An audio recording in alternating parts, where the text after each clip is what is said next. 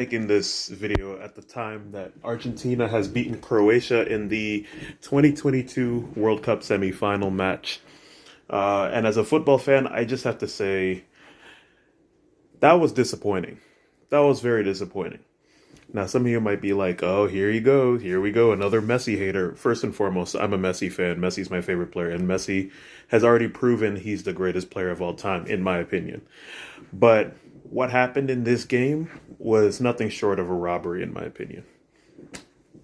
I just got to say it. Now, why am I saying that? Now, I know everybody's probably aware of the call that was made, that it was a penalty with, I'm going to call him Luca because I keep forgetting to pronounce his name. I don't pronounce his name right. His first name is Dominic, but the goalkeeper for Croatia. Luca, this man was robbed, to put it very frank. And a lot of people are saying it was a clear penalty because he was obstructing Luis Alvarez's view. Now, first, we have to say that's a very dishonest conversation. That's a very dishonest claim to make because a lot of people are making that claim with only Julian. Sorry about that. Julian Alvarez's perspective in mind.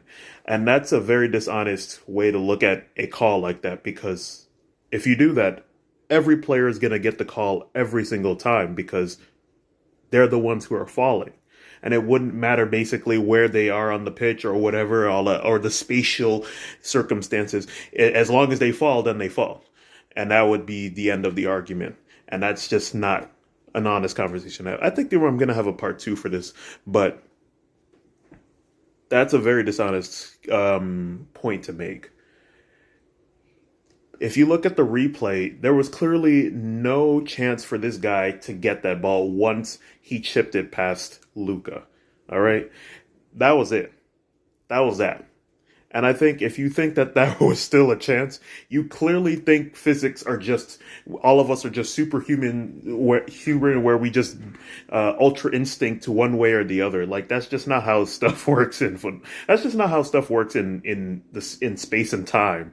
Like, you're just trying to break the laws of physics now if you're expecting a different situation. Now, you can make an argument for obstruct. I mean, no. In my opinion, you can't. You can't. But I'll explain more in the second part. I'll explain more in the second part because this was crazy. We back to part 2, y'all. We back with part 2. So, continuing on the discussion I started up with my first video, we have to acknowledge the fact that that's a very dishonest point to make, because that just favors the attacker every single time. All they have to do is make contact with somebody then, and it's a foul. And that's just not how fouls work. Fouls just don't work just because you ran into somebody and somebody fell off balance or whatever. Any football fan or player knows that's just not just that doesn't warrant an automatic foul. Especially in the box. It definitely doesn't apply just straight up in the box. Now to acknowledge the defensive side. When you look at Luca in goal, he is clearly making an effort to defend. For you to say he's making a left leg to stop I keep saying Luis, Julian Alvarez, is absolutely bogus. That is bogus. That's a bogus statement to make. Because he clearly is trying to defend, and he's well within his rights to do so. But even so, as a precaution, he still stopped right before Alvarez made impact and went his way. And if you are stationary, you are in your rights to defend. That's like if I try to brush past somebody who is standing in place, and I run into them and I fall, and that person's at fault. No, they're in their right to defend. They are clearly in their right to defend. They are clearly in their right to defend. And a lot of people who are saying it's clearly a foul are only looking at Alvarez. And that is not a fair argument to make. I'll use an analogy here. I remember some many years ago, my family, we went to Florida, and Florida's like our second home, and we went on there for vacation every single time for many years up until like COVID came around.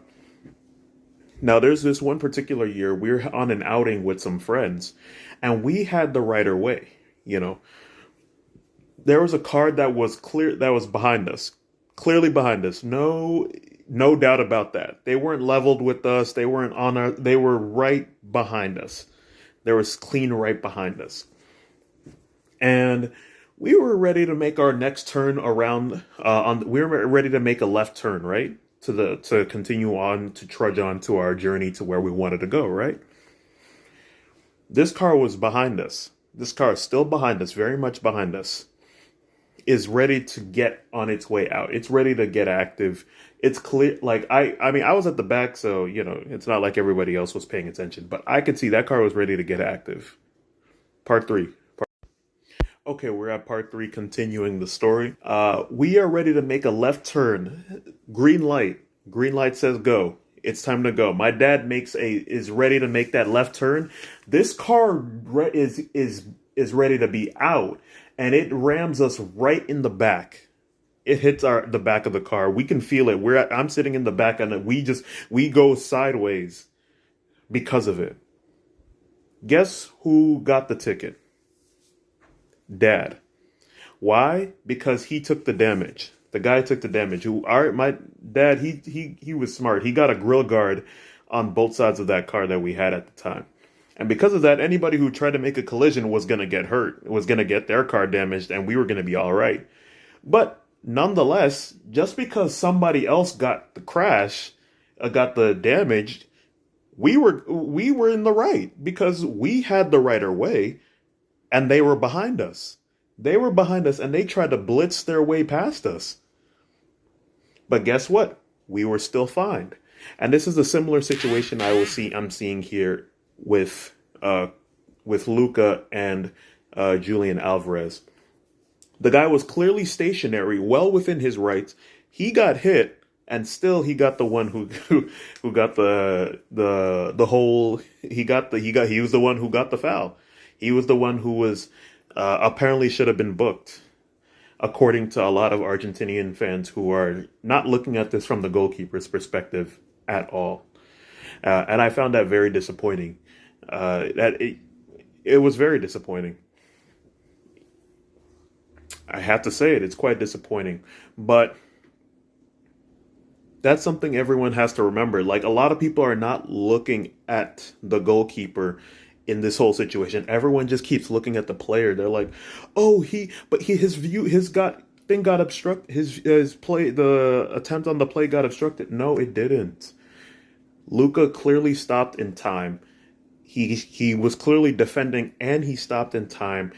And what's more, Lewis ran into him instead of past him, trying to get past him, and it just didn't work out. Now, a lot of people were also making the inertia argument, which is the same thing that happened, you could say, in my situation back all those many years in Florida. But inertia is not an excuse for still not having the right of way. So even if Julian Alvarez had inertia in this situation, it was not the goalkeeper's fault because he was in his rights to defend and was stationary and he took the hit.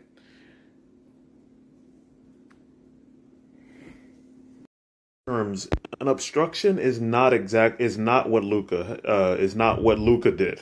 That was not an obstruction. An obstruction is when you make a clear attempt to stop the player. All right. And if you look at the video, don't look at Alvarez, look at the goalkeeper and just X out Julian Alvarez from the equation. Look at the keeper. He clearly stops before Alvarez comes. And if he does that, he's well within his rights to be played defender in this case. If he's playing defender, an obstruction is not the discussion anymore. It is the player is in his rights. If anything, he should have been the guy who was called a foul against, called a foul on, and Luis Alvarez should have been the one who committed said foul. Otherwise, it's just a mutual collision and nothing happens after that. A lot of people are saying that that was a clear goal scoring opportunity and he could have still gotten it after he chipped it over. No, it wasn't. You have to stop that dishonest conversation. It clearly wasn't. He got it past him. Credit to Alvarez. He got it past Luka, but that was that. He was not doing that. He was not doing that. You can see he made an attempt to look bigger, and he honestly chose right. He chose the right path to take. It just happened to be an unfortunate angle. It still got past him, but ultimately speaking, he was playing defender by the time Alvarez made impact.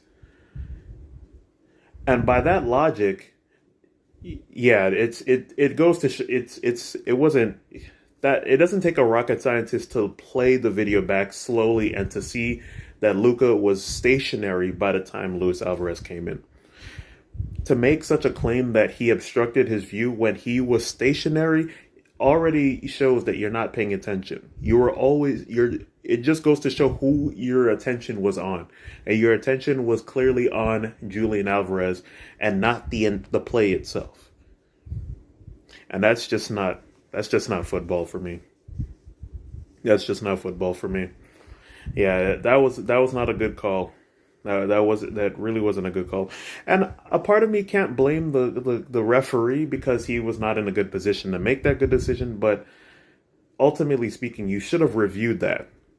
But what did he do to the Croatian players when they asked to review it? He gave them yellow cards, which is even more strange. Because even if you aren't going to review it, you can just tell the players you're not reviewing it. But instead, you give them yellow cards?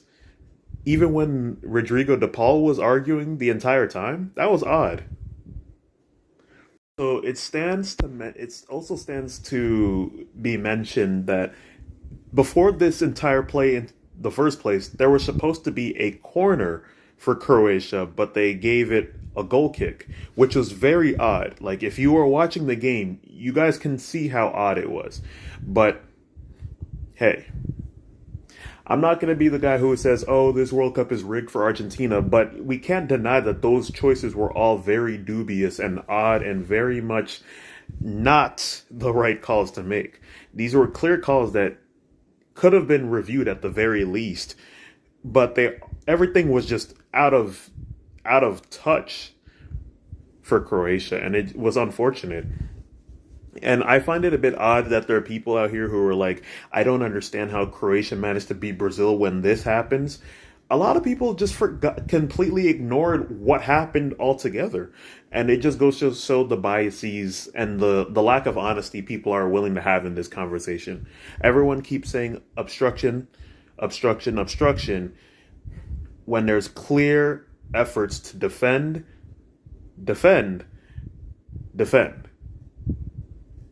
He was stationary. He did nothing wrong, yet that was a penalty.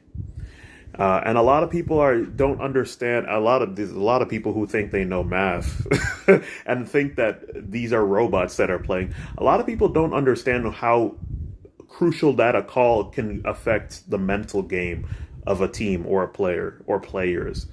Like, people think that you just score a goal and then, or even if you didn't score a goal, then those goals just the other goals just happen. Like, there are people who were saying, oh, Argentina would have won 2-0 anyway. Like, that's a very illogical statement to make because those two goals came off the momentum of that penalty. And that is not by any means,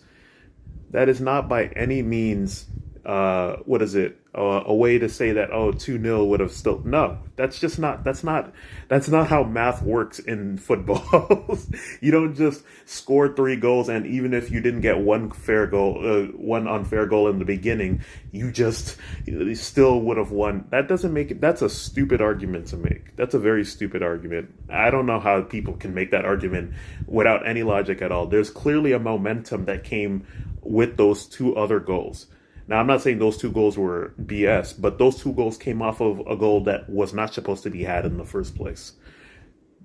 Case in point. So, Yeah, but just very dishonest arguments from a lot of people supporting Argentina. And as a Messi fan, I hate to see it because I like a fair game, and when I can't see watch a fair game, it's not as enjoyable anymore. I was even seeing some people who said that you if you watch the play like in real time, if you speed the play up, then you can see that it was a penalty. That makes absolute no sense. That's like the again another illogical and dishonest argument. That's a very blatant one at that. Because if you play things at high speed, it's gonna look however it's gonna look. There's no room for any debate at that point. When you slow it down, you can see what happens. So I actually that kind of rubbed me off the wrong way when there are people out here saying that who are saying that this play should have been reviewed, that this play should be reviewed in real time, or it should be sped up. Like that does not. How does that make any sense to you to look at a play in real time? If you want to see what really happened, wouldn't you want to see it in slow motion?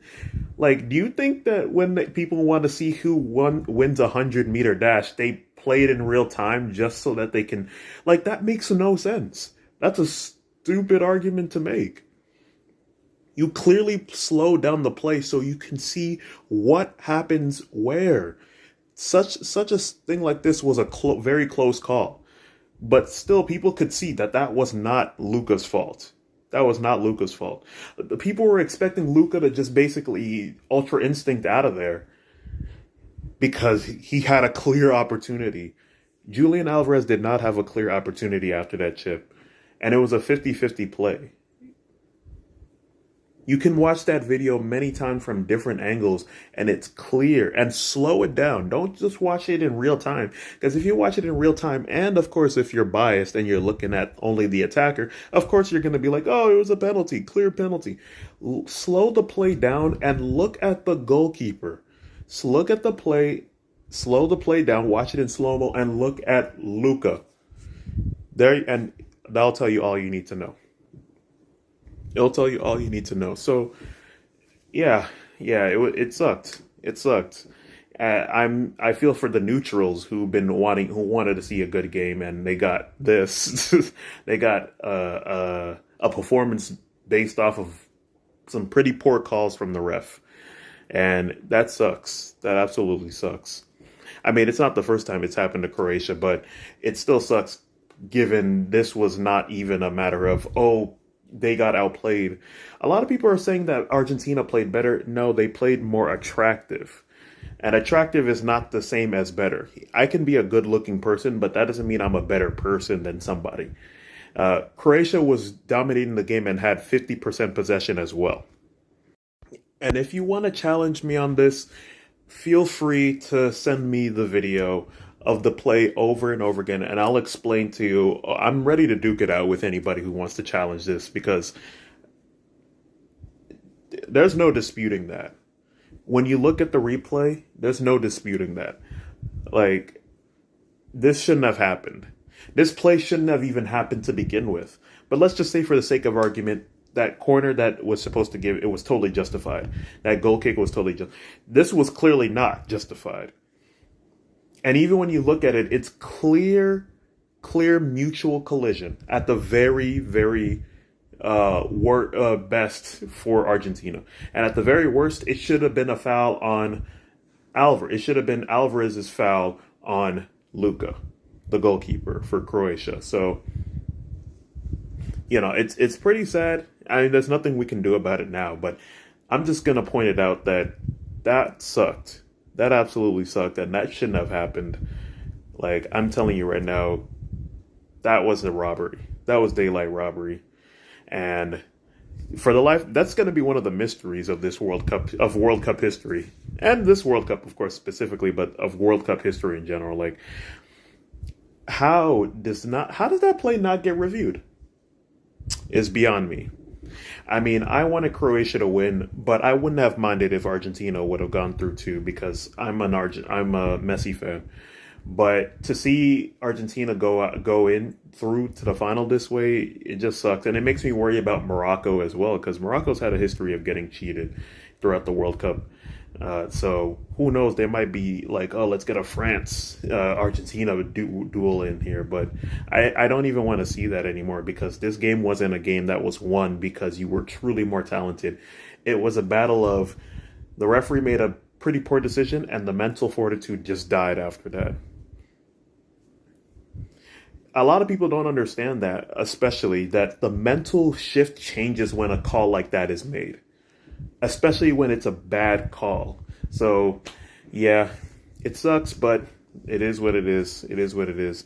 Again, you can challenge me if you want, but I make a very strong case. And again, you're looking at this from the perspective of the attacker. You're always going to choose the attacker because the attacker looks like he's the one in trouble, like he's the one who got yeeted.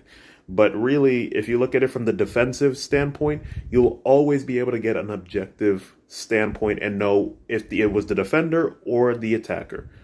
And in this case, it was clearly the defender well within his rights, not the attacker. Anyways, you're free to challenge me however you like, but as it stands, it was pretty clear. It was pretty clear. Just because you're in somebody's way doesn't mean it's an automatic foul. He didn't commit, and he was clearly stationary.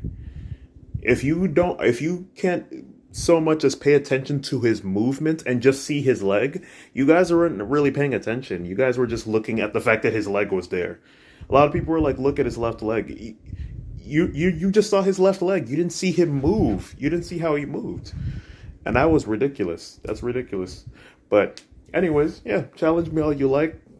I'm fine with it. I'm ready to defend my stance because I know my stance makes a lot of sense.